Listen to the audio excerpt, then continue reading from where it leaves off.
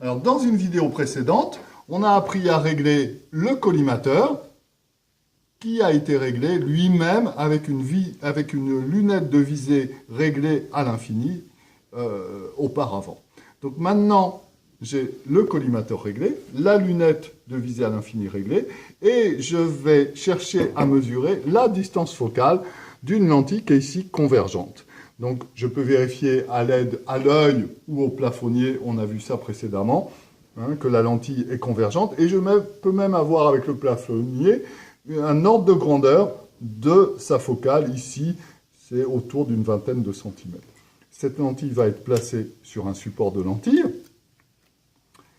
Et ici, sur le banc. Ensuite, on va faire une croix pour matérialiser le plan de la lentille. Donc, je fais une croix au feutre qui matérialise le plan de la lentille. Et je vais venir repérer à l'aide de ma lunette, qui doit être maintenant réglée à distance finie. Donc, je n'oublie pas d'ajouter une bonnette pour pouvoir viser à distance finie. Donc, cette fois-ci, je vais pouvoir voir à travers ma lunette de visée la marque faite sur le plan de la lentille. Donc, c'est bien ce qu'on observe à la sortie. Donc, on voit bien ici la croix marquée sur le plan de la lentille.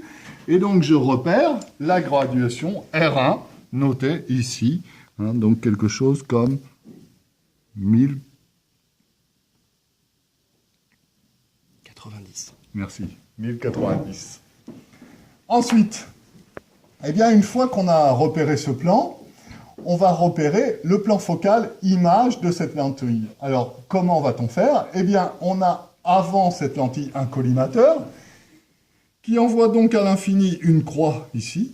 Cette croix se retrouve à l'infini avant cette lentille. À la sortie de cette lentille, cette croix va être dans le plan focal image. Et donc, je vais aller chercher cette croix de façon à la voir nette à travers ma lunette de visée à distance finie. Donc, je recule, évidemment. Et voilà, cette fois-ci, là, j'ai la croix vue nette à travers la lunette de visée à distance finie. Donc, on voit bien la croix nette, voilà. Si je déplace la lentille un peu, elle va devenir floue. Alors que si je reviens dessus, voilà, là, les vues nettes. Je n'ai plus qu'à noter le repère R2, donc 1300.